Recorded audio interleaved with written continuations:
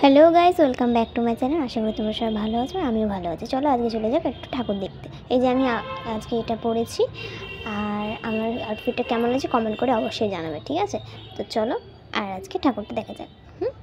চলো চলো দেখা যাক ঠাকুরটা। কি বেরো বলো তো, মা এখনো পর্যন্ত রেডি হয়নি। তো চলো মাকে দেখা যাক। এখনো পর্যন্ত রেডি হয়নি, কখন বেরোবো তার ঠিক নেই। তো চলো দেখা যাক। ফাইনালি আমরা বেরোচ্ছি, লেটস গো।